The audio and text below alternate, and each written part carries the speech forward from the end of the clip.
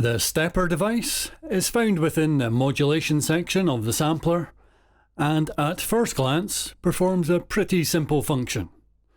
Every time a note is played, the cursor moves forward in the envelope, changing the output value.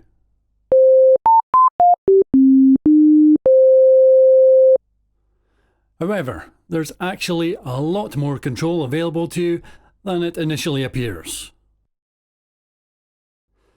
The main graphical section of the stepper displays the envelope and the points used to create it.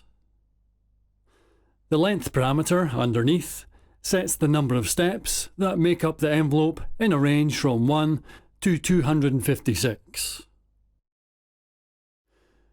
This works just like the graphical automation panel used for track effects, so we won't go over all of the controls, but here's a quick reminder of the most useful ones. Left-click dragging a point will move it around.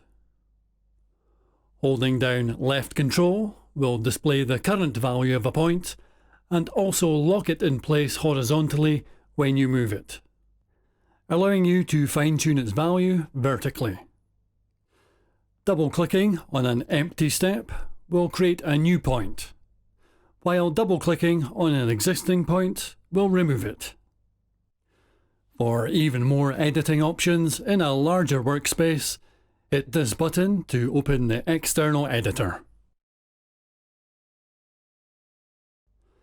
The default envelope mode is points, but you don't have to have a point on every step. A step without one will just maintain the existing output value.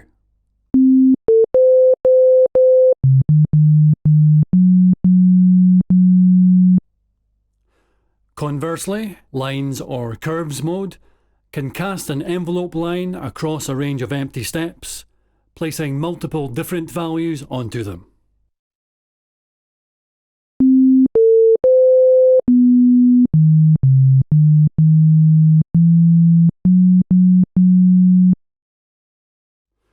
The step parameter sets the number of steps forward that the cursor moves when a note is played. The default value of 1 just plays each step in sequence. But the values can range from 0, which doesn't move at all, up to 16.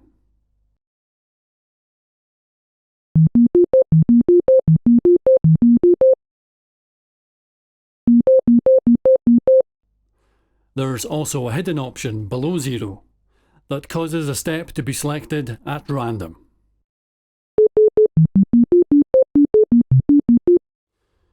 You've probably figured out that the envelope wraps around on itself when the cursor steps past the end. If the envelope's length and step values are not divisible as whole numbers, then the wraparound will begin at a step other than 0, meaning that the sequence of steps taken will be different from before. You can use this to craft interesting variations that play out over extended periods of time.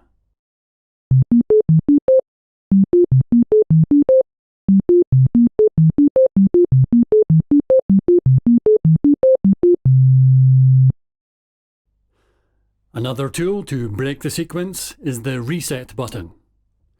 Hitting it will reset the cursor position back to 0.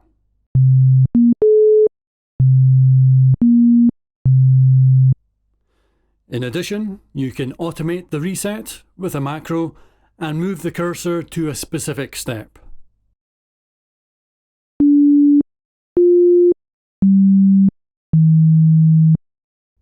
But bear in mind that the macro is not targeting specific step numbers with this value. The full range of the dial covers the full range of the envelope, regardless of what the length is. The EXX effect command works in a similar fashion, with the values from 00 through to FF acting as a timeline that reaches across all steps. It is slightly different, however, in that it is not a reset, but an actual jumping of playback. So while the macro does not change the modulation in real time, this effect command does.